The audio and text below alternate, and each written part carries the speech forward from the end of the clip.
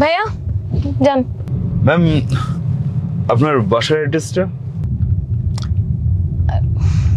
তো দেওয়া আছে। আর আপনি এত কথা বলতেছেন কেন? আপনি চুপচাপ গাড়ি চালান। না আসলে আমার গাড়ি চালাতে চালাতে কথা বলার অভ্যাস। আপনি কোন কোন দিক দিয়ে যাচ্ছেন? এটা তো এই লোকেশন না। ম্যাম আসলে এই রাস্তাটা গেলে অনেক তাড়াতাড়ি পৌঁছাতে পারবো। ম্যাপ ফলো করেন। হ্যাঁ দোস্ত, একটা আরে সেরকম ফটাফটি সাইজ একেবারে। হ্যাঁ ওই আমরা যেখানে হ্যাঁ বুঝলে হ্যাঁ আসতেছে 8-10 মিনিটের ভিতরে চলে আসবো। হ্যাঁ আপনি কার সাথে কথা বলতেছেন এত? আমার ছোটবেলার ফ্রেন্ড। আজব তো, আমার খুব ভয় লাগতেছে।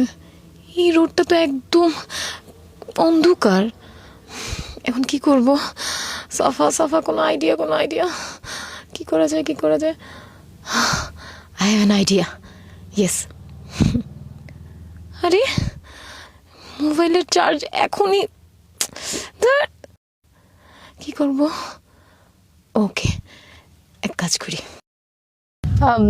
হ্যালো আব্বু।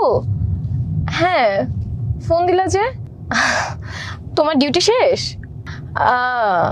আমি তোমার পুলিশ স্টেশনের পাশ দিয়েই যাচ্ছি।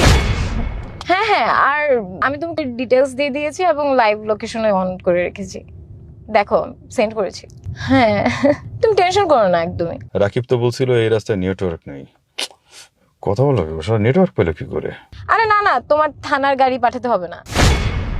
না, তুমি একদম টেনশন করো না। কি হয়েছে ভাইয়া? আপনি এভাবে ব্রেক করছেন কেন? না ম্যাম আসলে ওই সামনে একটা গর্ত ছিল তো, খেয়াল করতে পারিনি এই জন্য। ওমা ভাইয়া, আপনি এখন ইউটার্ন নিলেন যে?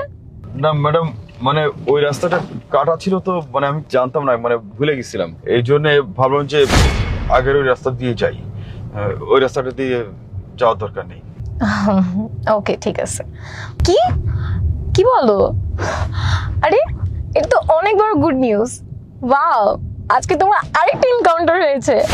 বাহ, I am so proud of you. So দেখতে হবে না কার বাবা? তুমি চলে আসছো বাসায়? হো, তুমি বাসার নিচে দাঁড়াচ্ছ?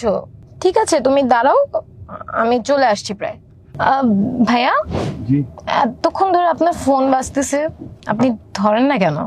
না অতটা প্রয়োজনীয় ফোন না, এমনি। ইম্পর্টেন্ট কলও হতে পারে, ধরেন, সমস্যা নেই। আচ্ছা